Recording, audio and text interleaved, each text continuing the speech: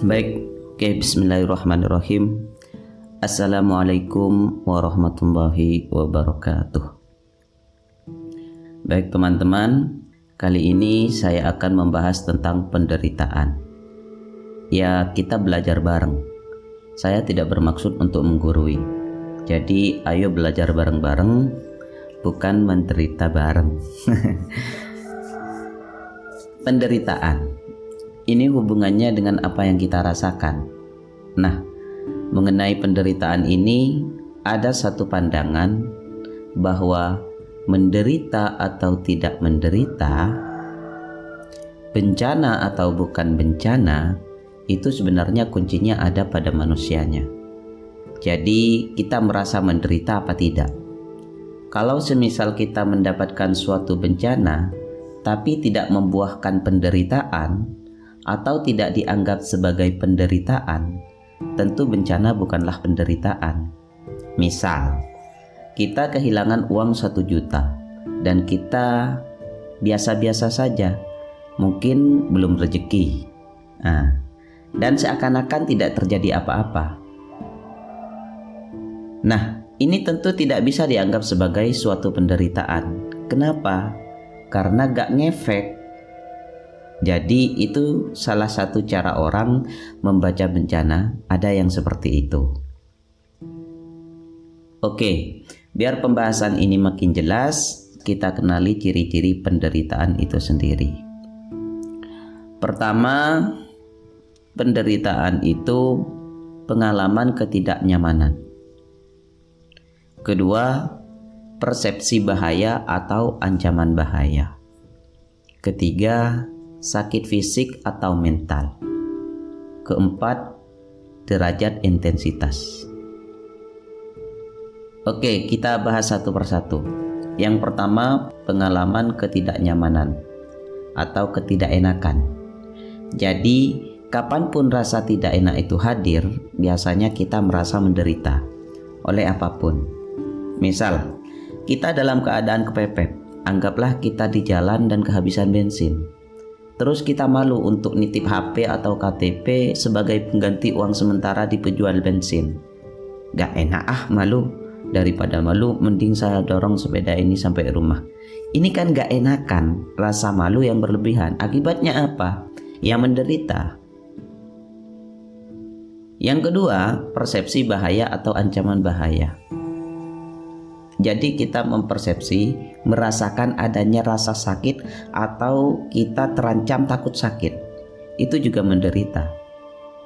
Misal, kita dipukul orang itu menderita. Takut dipukul orang itu menderita. Dimaki orang itu sakit. Takut dimaki orang itu sakit. Jadi karena ada orang yang bisa menderita karena hal ini, pastikan kita menjadi muslim yang bikin orang lain aman ketika bersama kita, tenang dan tidak ketakutan.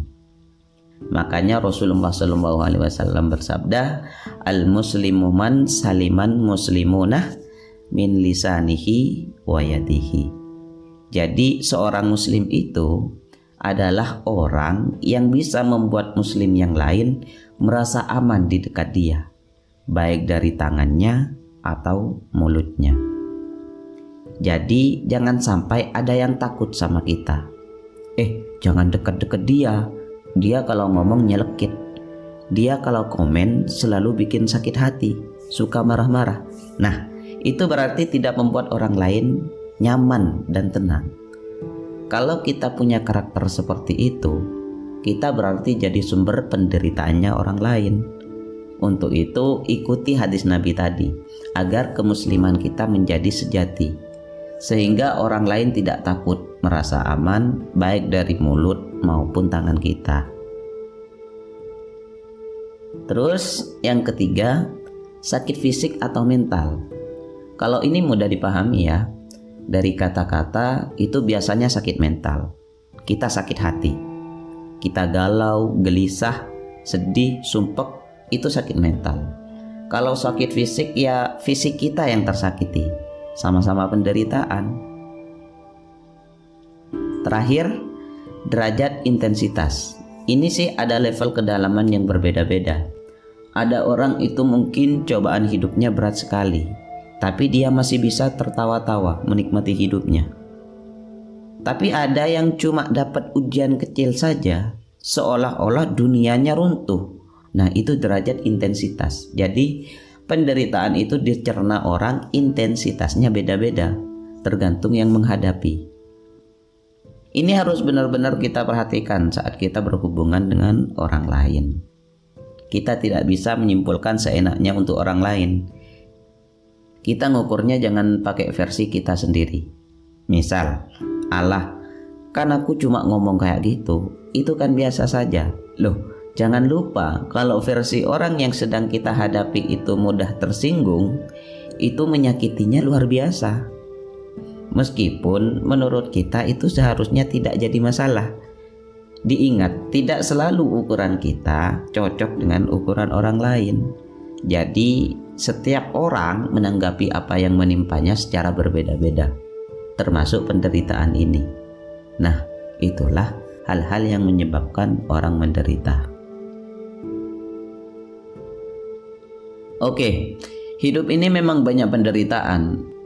Tapi jangan lupa ada yang apa kalau bahasanya anak-anak muda hari ini? Orang-orang yang agak lebay tentang penderitaan hidupnya, sehingga mengalami delusi.